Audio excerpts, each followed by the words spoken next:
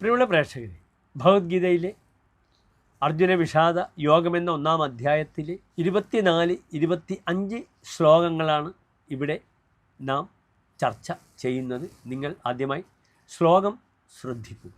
ഏവമുക്തോ ഹൃഷീകേശഃ ഗുഡാകേശേന ഭാരത സേനയോരുഭയോർമധ്യേ സ്ഥാപയിത്വാ രഥോത്തമം ഭീഷ്മദ്രോണപ്രമുഖദഃ സർവേഷാം ജമഹീക്ഷിതാം ഉവാച പാർത്ഥ പശ്യൈതാൻ സമവേദാൻ കുരൂനിധി. ഇനി ഈ ശ്ലോകത്തിൻ്റെ പദച്ഛേദം ശ്രദ്ധിക്കുക.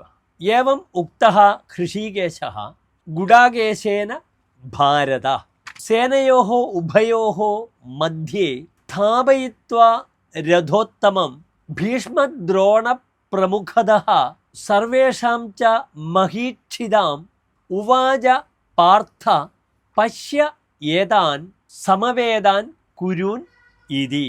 ഹേ ഭാരത, ഗുഡാകേശേന ഏവം ഉക്തഃ ഹൃഷീകേശഃ ഉഭയോഃ സേനയോഃ മധ്യേ ഭീഷ്മദ്രോണപ്രമുഖദഃ സർവേഷാം മഹീക്ഷിതാം ച രഥോത്തമം സ്ഥാപയിത്വാ പാർത്ഥ സമവേദാൻ ഏതാൻ കുരൂൻ പശ്യ ഇതി ഉവാച. ഇനി ഈ ശ്ലോകത്തിൻ്റെ സാരാംശം ശ്രദ്ധിക്കുക.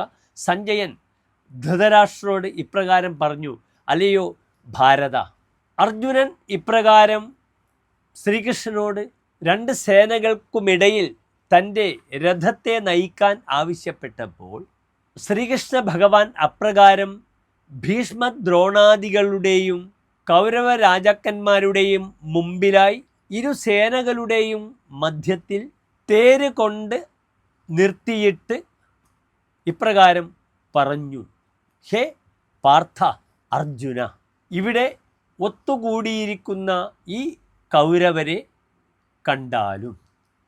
ഇതാണ് ഈ ശ്ലോകത്തിൻ്റെ സാരാംശം. നമസ്തേ.